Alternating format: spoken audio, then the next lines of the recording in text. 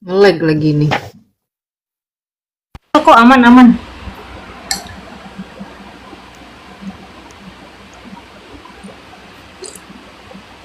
Jadi, seputar hadis kursi. Bismillahirrahmanirrahim. Rabbi zidni ilmah warzuqni fahmah. Ya Allah, tambahkanlah bagiku pengetahuan, warzuqni, dan karuniakan kepadaku kepahaman. Oke, kita baca aja. Definisi hadis kursi. Hadis kursi adalah, apa anda hadis kursi? Hadis yang diriwayatkan oleh Nabi Shallallahu Alaihi Wasallam dari Allah, tetapi bukan dengan rangkaian, susunan, serta kemujizatan seperti Al-Quran. Enggak. Jadi beda. Kedudukannya juga tidak seperti Al-Quran, tetapi lebih mudah diterima oleh jiwa.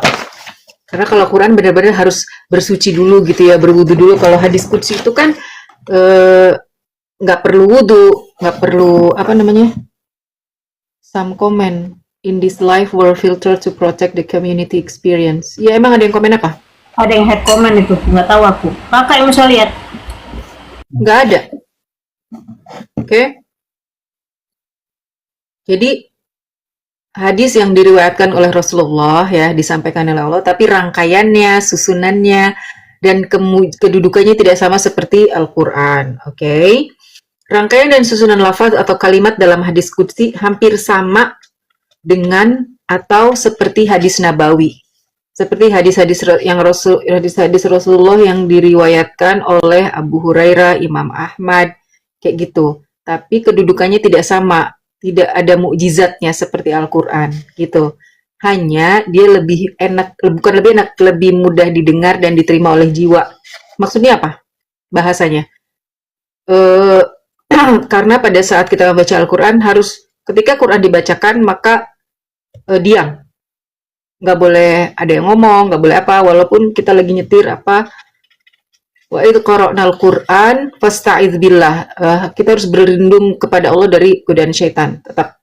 Tapi kalau hadis qudsi nggak perlu kita berhadas, nggak perlu kita berwudu gitu. Kalau kita pegang Quran tetap harus berwudu, apalagi membacanya, dan nggak sembarangan, nggak boleh dibaca oleh sembarangan orang yang sedang junub. Kecuali yang ada terjemahnya ya, beda mushaf dengan terjemahan. Kalau Al-Quran terjemah, dia ada tulisan bahasa Arabnya dan ada translation bahasa Indonesia atau bahasa Inggris apa. Itu berbeda pendapat ulama. Orang yang haid kayak aku, sekarang lagi haid, nggak boleh pegang Quran yang nggak ada terjemahan, harus yang ada terjemahannya. Tapi ada lagi guru aku waktu di Riyadh, nggak apa-apa boleh asalkan kita pakai sarung tangan. Jadi kan nggak nyentuh langsung gitu. Ada lagi yang bilang nggak apa-apa, ini kan hanya it's kind of paper gitu, it's piece of paper gitu, yang dalamnya memang ada tulisan Al-Quran, but it doesn't mean mushaf, karena mushaf sendiri, dan pendapat ketiga ini mushaf sendiri adanya di deket di arsy ketiga. Kakak follow yang mana? Yang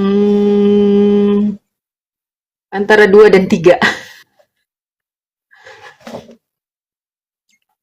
Para ulama, secara umum, hadis qudsi termasuk hadis nabawi, karena yang meriwayatkan juga Rasulullah. Redaksi atau matan hadis qudsi memiliki ciri khas yang bisa dan mudah dikenali. Hal ini akan Para ulama berbeda pendapat mengenai lafaz dan makna hadis qudsi. Apakah keduanya berasal dari Allah, ataukah maknanya saja? Masalah ini akan dipaparkan pada akhir bab. Wow, ini masih pendahuluan ya guys, masih pendahuluan. Kemudian susunan kalimat. Tadi kan definisi hadits qudsi. Sekarang susunan kalimat.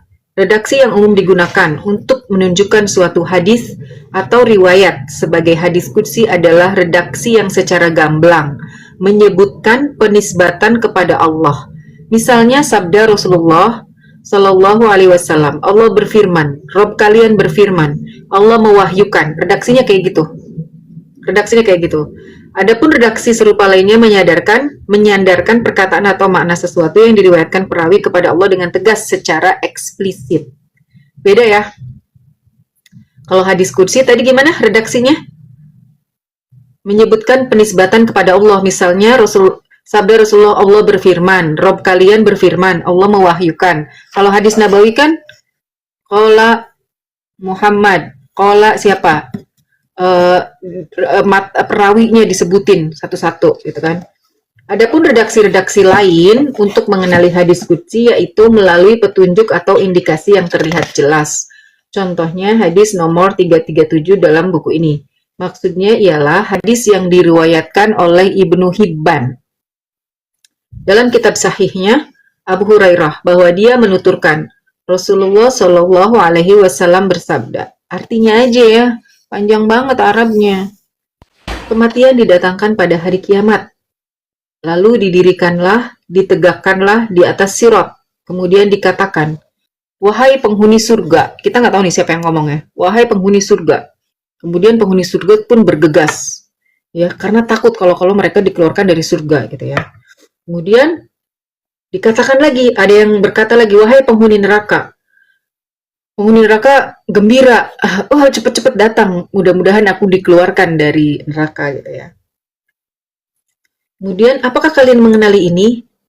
Nah, keduanya, maksudnya mereka yang di penghuni surga dan neraka berkata, menjawab, tentu wahai Rabb kami, itu adalah kematian. Jadi Allah yang memanggil mereka saat itu. Wahai penghuni surga, mereka bergegas datang, berharap mudah-mudahan jangan sampai kita dikeluarkan dari surga. Penghuni neraka cepat-cepat datang dengan harap-harap happy juga, mudah-mudahan mereka dikeluarkan dari neraka. Kemudian Allah berkata kepada mereka, apakah kalian tahu ini apa gitu? Mereka berkata, tentu ya Rabb, itu adalah kematian. Oke. Kemudian diperintahkan agar kematian disembelih di atas sirat. Sirat. Lalu dikatakan, sirat jembatan. Oh iya, Jembatan, siratul mustaqim.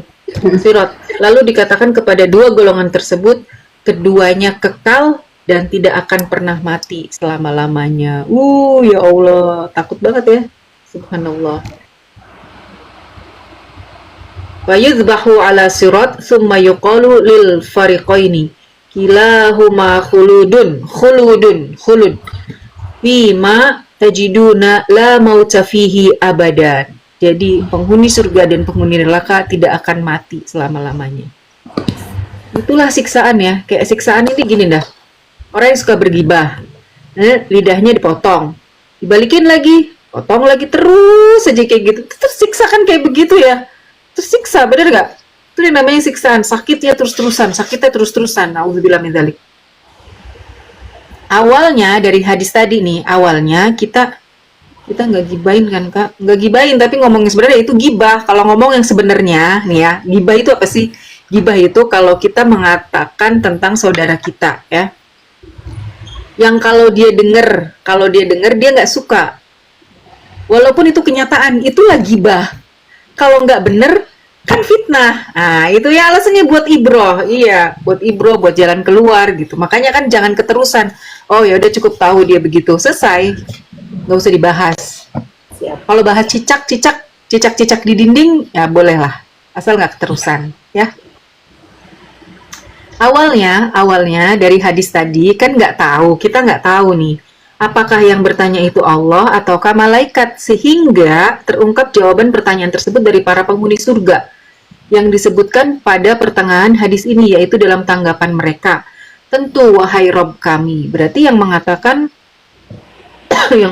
kepada yang berkata, ini apa? Apakah kalian mengenali ini? Tentu ya Rabb kami. Itu kan ucapan ahli neraka dan ahli surga. Itu adalah kematian gitu. Kalau gitu, kematian ini akan dibunuh di atas sirat. Jadi kematian udah nggak akan ada mati, hidup selama-lamanya. Yang di surga engkau akan hidup selama-lamanya, yang di neraka juga engkau tidak akan mati selama-lamanya. Terus-menerus mendapatkan siksaan. Innallaha syadidul azab. Sesungguhnya Allah sangat keras siksanya, sangat keras azabnya. Sebelum kita lanjut ya, aku mau ngomong tentang kenapa Ar-Rahmanu 'alal 'arsyistawa. Di antara 99 nama Allah, kenapa Allah memilih Ar-Rahmanu 'alal 'arsyistawa? Kata Syekh Ramadan Al-Buti, Ar-Rahman itu kan yang maha kasih sayang, yang maha penyayang. Ya, Ar-Rahman. Ar-Rahmanu 'alal 'arsyistawa. Arsinya Allah meliputi langit dan bumi gitu. Kenapa bukan Al-Malik yang memiliki kerajaan?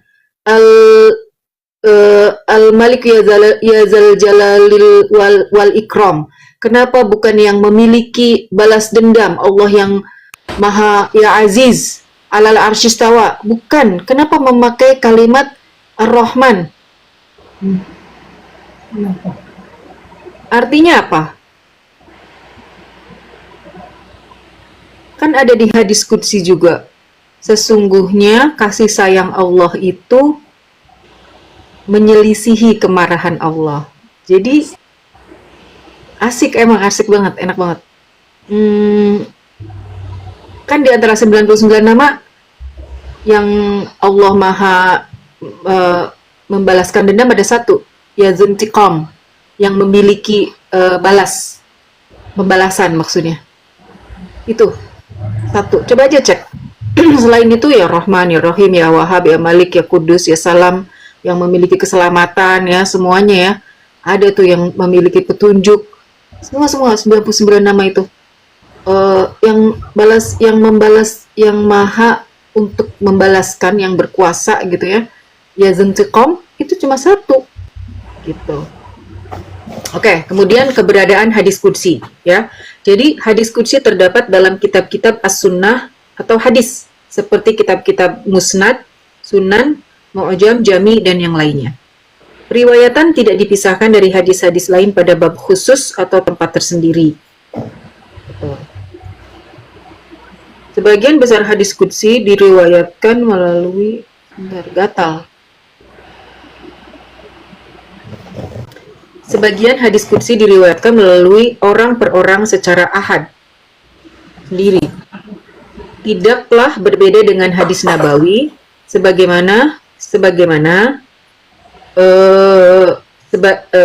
tidaklah berbeda dengan hadis nabawi. Sebagiannya berstatus mutawatir, hanya saja tidak banyak. Itulah alasan mengapa hal-hal seperti pada hadis nabawi juga dialami di hadis qudsi, seperti derajat sahih, hasan, dhaif, atau maudhu. Nah, ini nih, jadi dijadikan celah oleh orang-orang orientalis, hadis palsu, hadis apa, mereka suka bikin-bikin gitu loh, dah. Mereka suka, di hadis palsu aja nggak ada yang tidurnya orang berpuasa itu lebih baik dari meleknya. Itu hadis palsu, nggak ada. Di hadis palsunya aja nggak ada hadis itu tuh.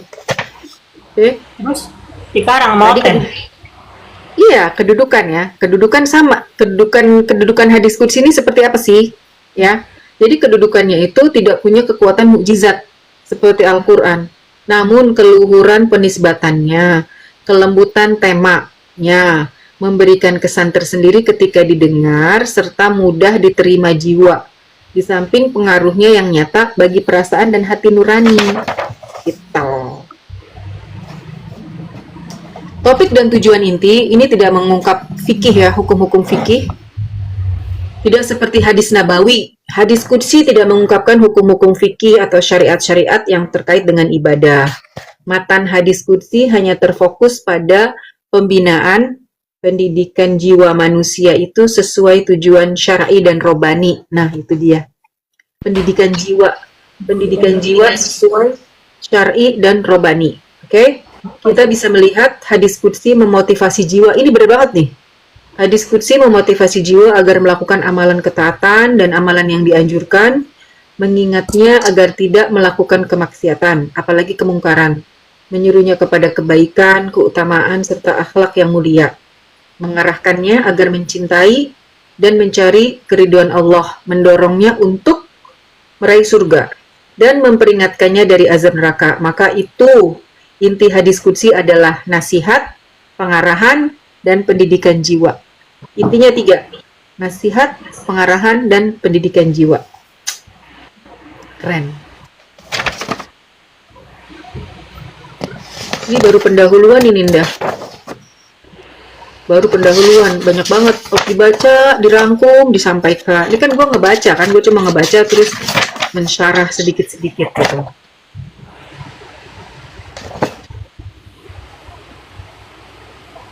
Coba kajian ya, sama ibu kapan kak? Hah? Kajian sama ibu kakak belum jadwalin? Belum. Belum.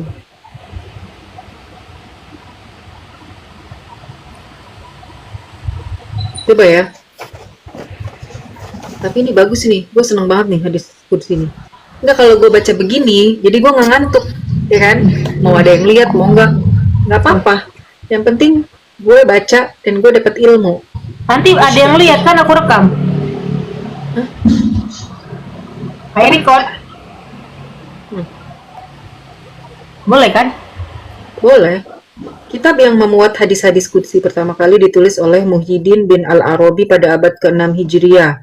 Beliau rahimahullah mengumpulkan 101 hadis kudsi dalam kitab yang diberi judul Mishkatul Anwar fima ruwiya anillahi subhanahu minal akhbar.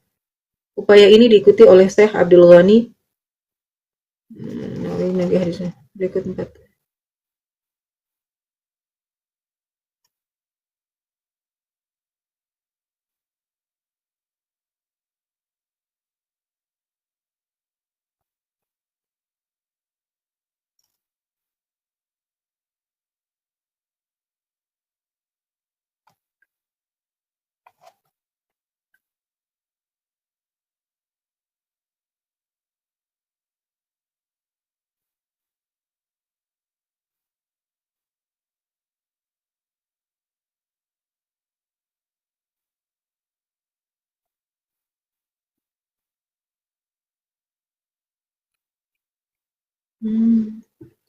Paham dah. Jadi hadis-hadis yang memuat pertama kali, kitab yang memuat hadis kudsi pertama kali ditulis oleh Muhyiddin bin Al-Arabi pada abad ke-6. Beliau mengumpulkan 101 abad ke-6 hadis kudsi dikumpulkan ya. Terus kemudian pada tahun tahun berapa ini? Masih dalam abad ke-6, upaya ini diikuti oleh Syekh Abdul Ghani An-Nablusi. Terus nih Anda, Imam Az-Zarkasi. Jadi pertama kali hadis kudsi ini dihimpun oleh Muhyiddin bin Al-Arabi. Terus berikut 4 kitab hadis terpopuler dan terbesar. Pertama dihimpun oleh Al-Hafiz Al-Munawi. Jumlahnya mencapai 272 hadis yang diurutkan berdasarkan abjad Arab. Kedua, kitab Al-Ihtafat As-Sunniyah fi Ahadis Al-Qudsiyah karya Syekh Muhammad Al-Madani. Jumlahnya 864 hadis yang disusun dalam 3 bab. Dimulai dengan kata qala dan yaqul. Qala dia berkata, yaqul dia berkata juga. Tapi kalau qala fi'il madhi, kalau yaqul fi'il mudhari'. Keren banget sih ini. Kalau gue baca kayak begini nih kayak blow on banget, nggak ngerti apa-apa.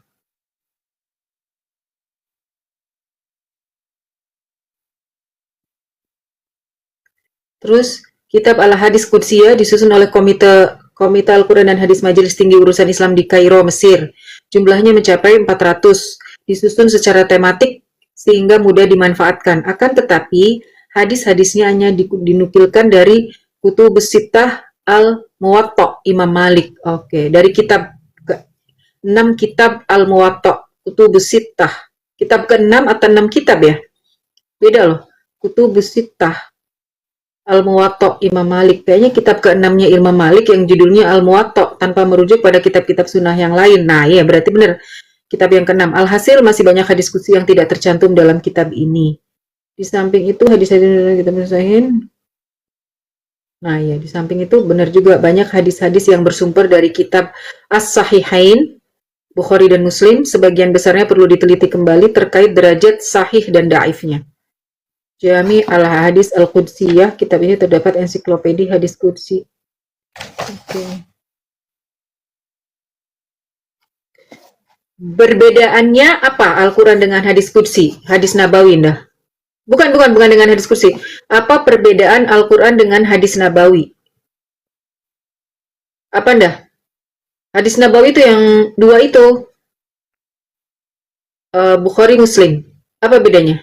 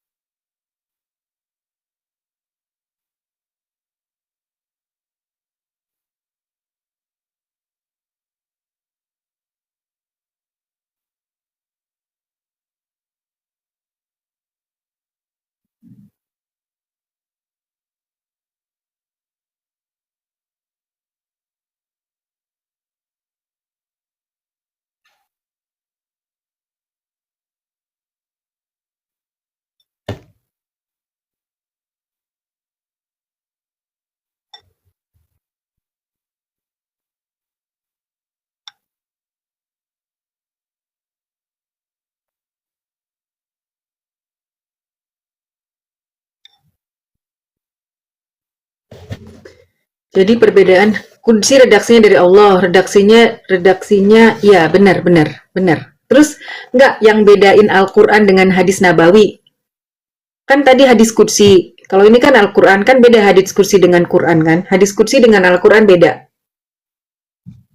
Bedanya Al-Alama Syihab bin Hajar Al-Haythami menerangkan dalam Syarah Al-Arba'in An-Nawawiyah pada penjelasan hadis ke-24 yaitu hadis yang diriwayatkan oleh para ahli hadis Damaskus.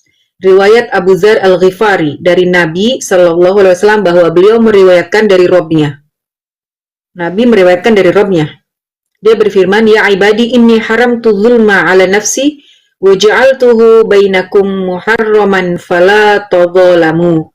Wahai hamba-hambaku, sungguh aku mengharamkan kezaliman pada diriku dan aku menjadikannya haram di antara kalian, maka janganlah kalian saling menzalimi. Dengan pernyataan, aku ada catatan penting yang besar dan manfaat untuk diketahui terkait perbedaan antara wahyu yang dibaca Al-Quran, wahyu-wahyu dari Nabi, dan dari Robnya itu yang tadi hadis qudsi. Jadi ketahuilah kalimat atau perkataan yang disandarkan kepada Allah ada 3 macam.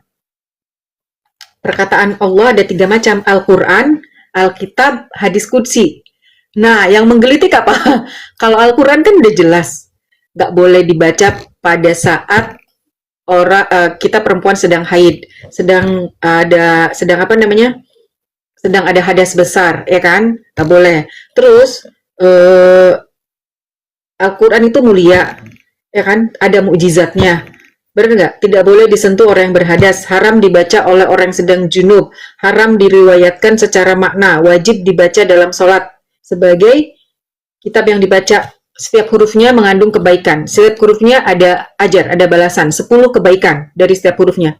Berbeda dengan kitab lain, hadis qudsi, ya kan? Kedua, Alkitab. Jadi perkataan yang disandarkan kepada Allah itu ada 3, Al-Quran, Alkitab, hadis qudsi. Alkitab itu apa?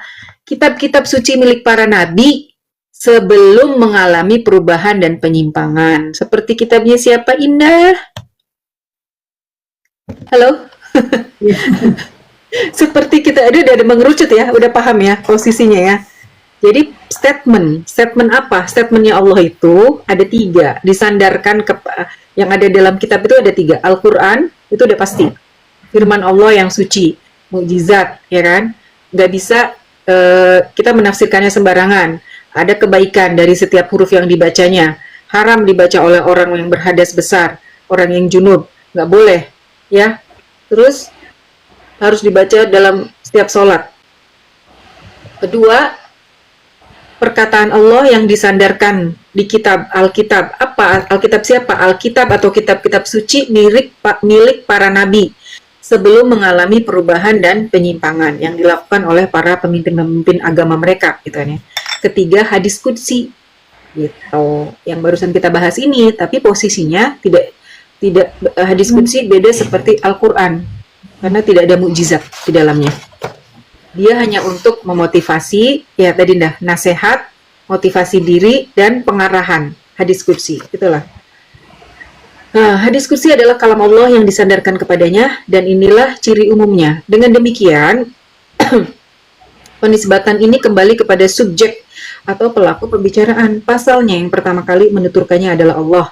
Namun terkadang disandarkan kepada Rasulullah, mengingat beliau yang menyampaikan ini dari Robnya. Berbeda dengan Al-Quran yang disandarkan kepada Allah semata, ya kan? Redaksi yang umum digunakan dalam hadis qudsi sebagaimana disebutkan sebelumnya adalah Allah berfirman, ya kan?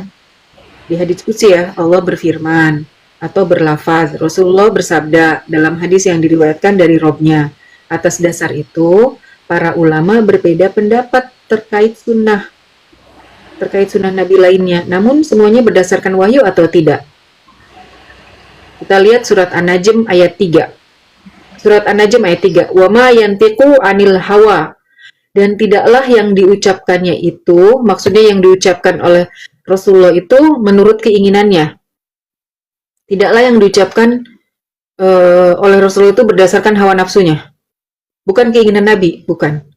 Jelas-jelas menguatkan kemungkinan pertama, yaitu berdasarkan wahyu juga. Hal ini didukung oleh pernyataan Nabi sendiri. Ala inni utitul kitaba wa mislahu ma'ahu. Ketahuilah, sesungguhnya aku diberi Alkitab, Al-Quran, dan wahyu yang sepertinya bersamanya. Maksudnya hadisnya. Gitu. Hadis qudsi ini dia nih yang menggelitik gue. Hadis qudsi tidak terbatas pada satu cara penerimaan wahyu. Kalau wahyu kan melalui Jibril pasti ya, yakni melalui malaikat Jibril.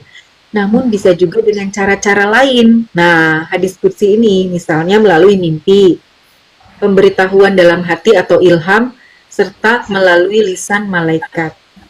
Jadi nggak kayak gitu. Bener kata Indah, hadis qudsi kan tadi kita menggelitik. Kalau gitu hadis qudsi sama siapa? Karena redaksinya kan Allah berfirman ya. Allah mengatakan, qala Allah gitu kan ya tadi Rasulullah. Ya kan? Kalau Quran pasti melalui malaikat Jibril penyampaiannya. Gitu ya.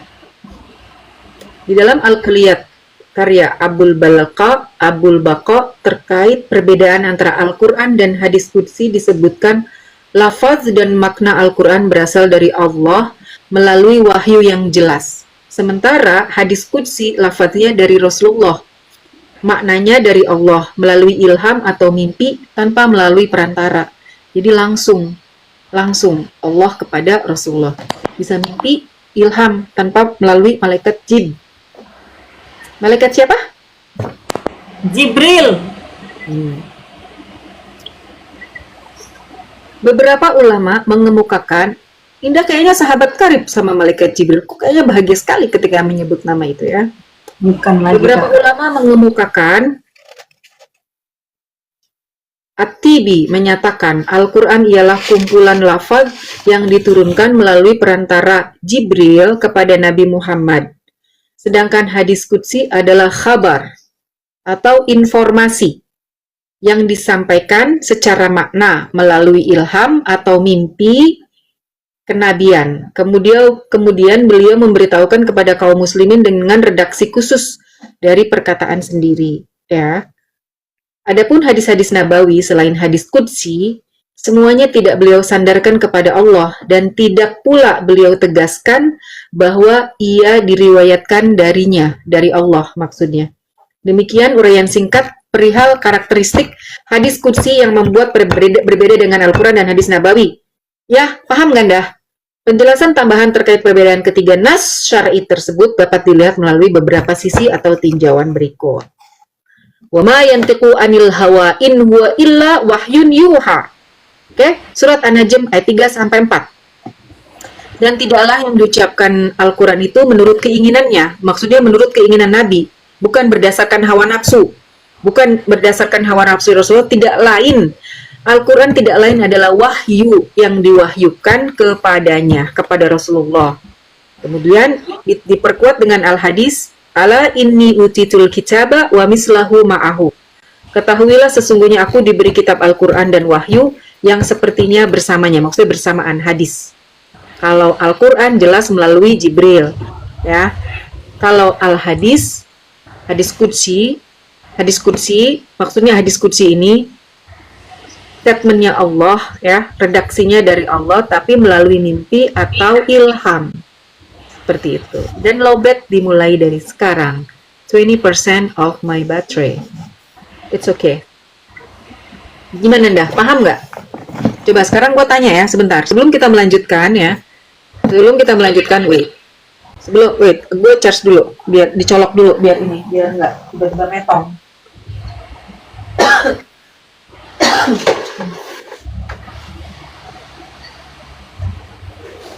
Batuk ini menyiksa diriku, ya. But it's okay.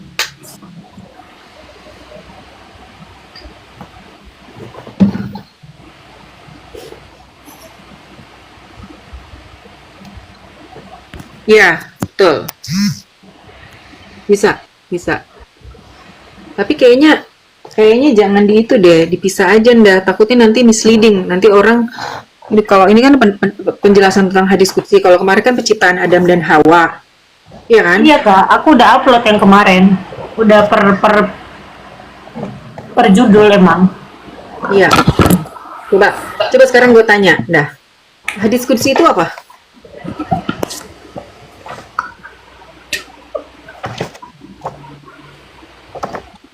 Hadis qudsi itu apa dah?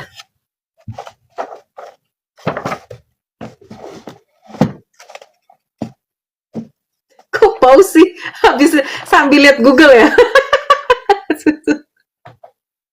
Hadis qudsi itu pernyataan Allah yang diriwayatkan langsung oleh Rasulullah. Tapi didapat tidak melalui perantara. Kan statementnya Allah dinisbatkan pada 3 ya. Pada Al-Quran, pada kitab Nabi sebelumnya yang belum ada perubahan, kemudian hadis qudsi. Ingat ya, penisbatan pernyataan Allah terhadap kitab itu ada 3. Maksudnya statementnya Allah itu di Quran. Kalau Quran itu langsung sama Allah tapi melalui Jibril, ya kan? Dan Quran itu beda dengan hadis qudsi. Ya, beda dengan kitab beda dengan hadits qudsi melalui Jibril. Apa? Al-Quran ada mukjizatnya, ya kan? Ada pada saat kita membacanya ada 10 kebaikan dari 1 huruf, benar nggak? Ada surat Al-Fatihah yang harus kita baca sebagai salah satu rukun dan syarat sholat. Ya, kalau kita nggak baca Al-Fatihah maka nggak bisa, sholatnya batal, nggak sah, oke? Itu hadis qudsi.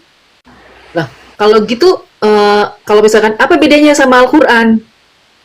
Itu Al-Quran bukan hadis qudsi, sorry. Kalau gitu apa bedanya hadis qudsi dengan Quran? Kalau hadis qudsi, statementnya Allah juga tapi tidak melalui perantara. Terus gimana? Nabi mendapatkannya melalui ilham atau mimpi, gitu, ya. Terus statementnya Allah ada di mana lagi? Ada di kitab-kitab sebelumnya, kitab-kitab di Nabi terdahulu sebelum mengalami perubahan, pembeskokan. Ya gitu ya, paham ya tadi ya. Nah, sisi penisbatan. Ini yang tadi nih. Jadi Nabi itu tidak berkata-kata semuanya, tidak berkata-kata berdasarkan hawa nafsu. Rasulullah tidak mengatakan sesuatu berdasarkan hawa nafsunya. Wa ma yantiqu anil hawa in huwa illa wahyun yuha. Itu adalah wahyu yang diberikan kepadanya. Al-Quran, sisi penisbatannya, Al-Quran adalah kalam Allah yang diwahyukan kepada Rasulnya dengan lafaz dan maknanya. Kaum muslimin tidak berbeda pendapat tentang hal ini. Ya. Hadis Nabawi juga bagian dari wahyu ilahi yang Allah wahyukan kepada Muhammad SAW. Namun, ini hanya dari segi maknanya, sedangkan lafaznya tidak. Lafaznya itu dari perkataan Nabi, gitu. Lafaznya bukan dari Allah, hadis Nabawi. Yang riwayat Muslim, riwayat Ahmad, itu hadis Nabawi ya. Lafaznya diserahkan kepada Rasulullah untuk diungkapkan ulang sesuai makna yang diwahyukannya dalam hal kefasihan dan keindahan penjelasan. Hadis Nabawi berada pada tingkatan tertinggi yang dapat dicapai manusia. Hadis Nabawi dianggap sebagai bagian dari wahyu ilahi karena bersikap penjelasan seputar akidah, ibadah, hukum-hukum syariat, tata cara bermuamalat, pokok-pokok adab serta akhlak. Begitu juga informasi-informasi tentang surga dan neraka, pahala dan siksa, juga ajaran-ajaran Islam lainnya yang disampaikan Rasul atas izin Robnya. Yang demikian sesuai dengan firman Allah. Wa ma yantiqu anil hawa in huwa illa dzikrun in huwa illa wahyun yuha. Yang tadi.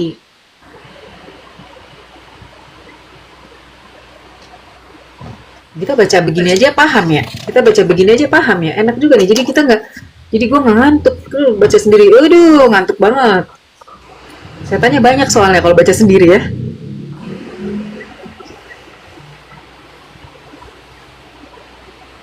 Kakak baca, aku catat harusnya. Udah, Enggak kan tadi sambil makan. nggak apa-apa.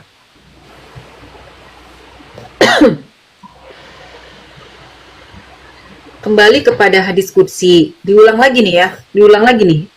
Kembali kepada hadis qudsi yang berbeda dengan hadis nabawi. Hadis qudsi lafalnya berasal dari Allah melalui periwayatan Nabi. Kan tetapi, para ulama berbeda pendapat. Apakah lafaz dan makna hadis ilahi tersebut berasal dari Allah atau maknanya berasal dari Allah namun lafaznya dari Nabi? Pusing nggak tuh? Mereka berpendapat bahwa lafaz hadis qudsi berasal dari Allah melalui periwayatan Nabi. Melalui periwayatan Nabi, berargumentasi bahwa semua kata ganti atau tertera dalam redaksinya merujuk kepadanya, nyahnya kepada Allah. Sedangkan beberapa ulama menyelisihi pendapat. Mereka berargumentasi bahwa lafaz hadis qudsi bukanlah mukjizat seperti halnya lafaz-lafaz Al-Quran, melainkan redaksinya menunjukkan tingkatan atau alur periwayatan yang mirip dengan hadis nabawi. Benar ya, gue menyetujui pendapat ulama yang kedua. Jadi bukan mukjizat gitu loh. Tapi mukjizatnya mungkin karena hadis qudsi banyak tentang pengembangan jiwa, tentang pengarahan dan nasihat. Itu aja sih. Faktanya ialah hadis qudsi diriwayatkan oleh Nabi dari Allah dan penisbatannya kepada Robnya. Terlihat amat jelas seperti sabda beliau dalam kitab Sahih Bukhari berikut. Yaqulullah subhanahu wa ta'ala. Ini kan Yaqulullah subhanahu wa ta'ala. Siapa yang berkata? Rasulullah. Rasulullah bilang apa? Allah berkata. Kan Allah yang maha suci berkata. Allah berfirman. Aku berada pada sesuai persangkaan hambaku terhadapku dan aku bersamanya pada saat ia mengingatku. Jika dia mengingatku dalam dirinya, aku mengingatnya dalam diriku. Jika dia mengingatku di tengah orang banyak, aku mengingatnya di tengah orang banyak. Yang lebih baik daripada mereka. Jika dia mendekat sejengkal kepadaku, maksudnya jika hambaku mendekat sejengkal kepadaku, aku mendekat sehasta kepadanya. Jika ia mendekat sehasta kepadaku, aku mendekat satu depa kepadanya. Jika dia datang kepadaku dengan berjalan, aku mendatanginya dengan berjalan cepat, setengah berlari. Begitu juga sabda Nabi yang artinya sungguh Allah berfirman, apabila aku memberikan cobaan kepada hambaku dengan mencabut sepasang organ tubuh yang paling dicintainya. Ternyata organ tubuh yang paling dicintai apa Anda? Mata. Membutakan matanya lantas ia bersabar, maka aku akan menggantikan keduanya dengan surga. Ya Allah. Gak enak banget gak bisa ngeliat ya.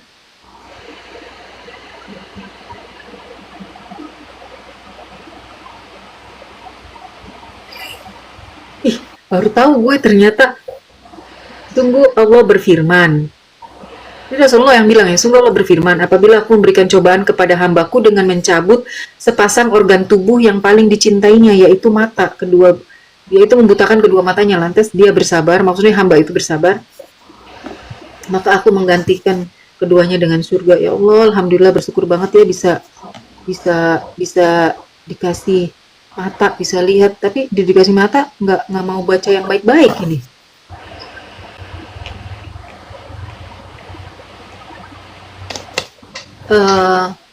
Mata yang tidak akan dibakar oleh api neraka. Bentar, Bunda Joyce telepon.